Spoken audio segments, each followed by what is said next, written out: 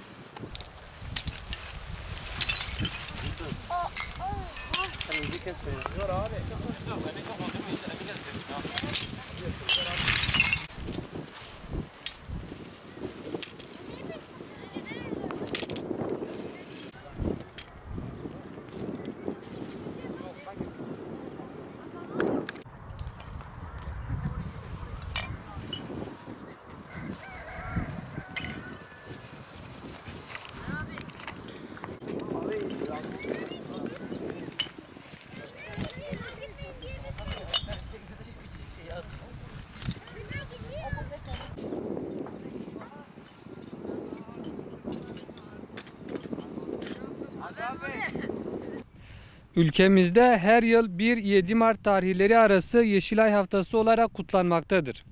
Bu haftanın temel amacı bağımlılık yapan her türlü madde ile mücadele etmektir. Alkol ve uyuşturucu gibi zararlı alışkanlıklar aile bağlarımızı zayıflatmakta, bizleri manevi değerlerimizden uzaklaştırmaktadır. Zararları bilinmesine rağmen yapılan araştırmalar tüm dünyada zararlı maddelerin kullanımının arttığını ve küçük yaşlara kadar indiğini göstermektedir. Çekilen sinema filmleri ve dizilerle bağımlılık yapan maddeler övülmekte, gençlerimize empoze edilmekte ve bu mücadeleye adeta set çekilmekte, gençlerimizi bir bührana sürmektedir. Bu buhrandan çıkış yolu bulamayan gençlerimizin ailesiyle, kültürüyle ve manevi değerleriyle arası açılmakta, sonuç itibariyle kendini maddelerin içinde bulmaktadır. Sınırsız özgürlüklerin, sınırsız bağımlılıklar yaptığı günümüzde bağımlılık yapıcı maddelerin kullanımını minimum seviyeye indirmek amacıyla başta devlet yöneticilerimiz olmak üzere bütün kurum ve kuruluşların el birliği ile sözde değil, özde ve sistemli bir şekilde bağımlı olan vatandaşlarımıza el uzatmalı, içinde bulundukları durumdan kurtarmalı ve onları topluma kazandırmalıdır. Hür Dava Partisi'nin hür gençleri olarak daha önce de bağımlılıklar ile ilgili yaptığımız çalışmalarla beraber bugün de bağımlı vatandaşlarımızı bulundukları durumdan çıkarmak için elimizden geleni yapmakta ve daha fazlasını yapmaya hazır olduğumuzu bugünün vesilesiyle söylemek isteriz. Bu amaçla bugün kötülüklerin anası olarak anılan içkinin insana ve çevreye verdiği zarara dikkat çekmek istiyoruz. Bulunduğumuz bölge yerleşim yerlerine yakın tarım arazilerinin ve arıcılığın yapıldığı bir yerdir. Burada içilen içki şişeleri rastgele bir şekilde çevreye atılmış durumdadır.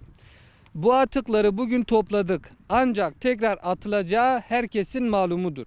Bu atıklar maalesef çevrede yıllarca kalmakta ve yazın yangınlara ve çevrede dolaşan hayvanlara, buraya piknik yapmaya gelen, çay içmeye gelen ailelerin ve çocukların ayaklarına batmakta ve onlara ciddi zararlar vermektedir.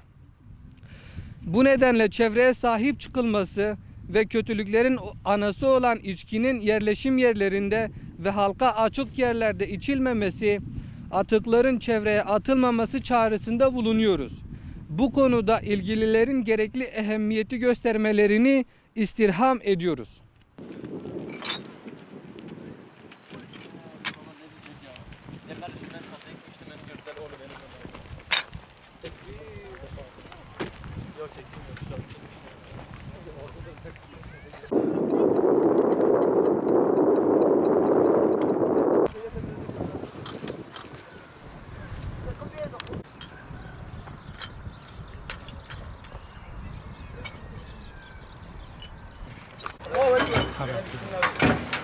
Karos'un işlerin anası.